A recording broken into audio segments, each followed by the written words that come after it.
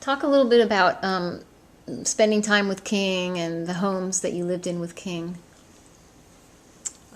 Well, when we came back from Europe, um, I was about 12 or 13, and we stayed with my father and his wife then, stepmother, on a beautiful house made in the style of a Swiss chalet, a long Swiss chalet, way up high on Mulholland Drive. No, sorry, on Summit Ridge Drive in Beverly Hills. There wasn't another house around, and it was on a knoll, so you couldn't see, you could only see houses way, way, way down, 1,000 feet down below you.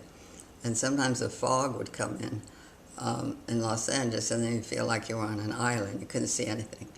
But on a beautiful day, which is most days, we could see from downtown Los Angeles all the way out to Santa Monica. Had a great view. And he kept it like a mini ranch. He grew alfalfa on the front yard where the driveway turned around, and he had a barn, and my sister and I kept our horses there, and we would go riding because the road ended right there, and it became dirt road. So we would ride all the way over the hills to Mulholland Drive, and then we'd stop at Gregory Peck's house, and then he'd give us a drink of water, and then we'd ride back. And we always had fun there because he had a pool. He had an orchard, he had some fruit trees and things like that, and he had a pool, which we hadn't had growing up in Europe. King had a pool at this King had a house, not pool Gregory there, Peck. Yeah. And so we'd swim in the pool and then dive off the board, and he would take movies of us and then run them backwards. So you would be suddenly sucked out of the water and land on the diving board, and we just cracked up. We thought that was the funniest thing, and so we were into taking movies and playing them backwards all the time. That was great fun. Who were some of the people that would come visit there? Some of the people that you would swim with or visit with?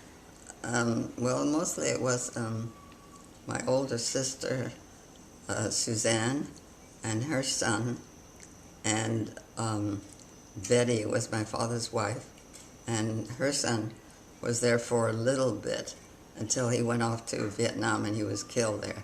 She never got over that shock of him being killed. And in fact, she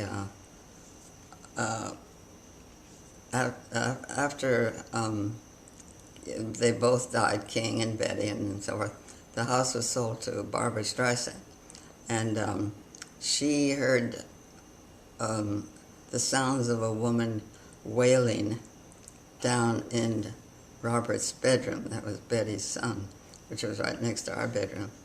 And so she, thinking that the house was haunted, she tore the whole house down. So when I went back a few years ago to look at the property, there wasn't a thing there. It was very bare and very desolate and sad when you had known it in the heydays. Yeah. Well, Charlie Chaplin used to come. In fact, once we picked him up, he was just married to Una O'Neill, about 40 years younger than him, Eugene O'Neill's daughter. And so once I picked him up, I think I was in a cab, and we picked him up at his house and drove up to my dad's house. And he entertained us by speaking any language, or nearly every language you can imagine. And it sounded exactly like the language. He was such an incredible imitator of sounds. But for Italian, he actually spoke the Italian words for when the train is in the station, we encourage constipation. And so I sounded absolutely gorgeous in Italian.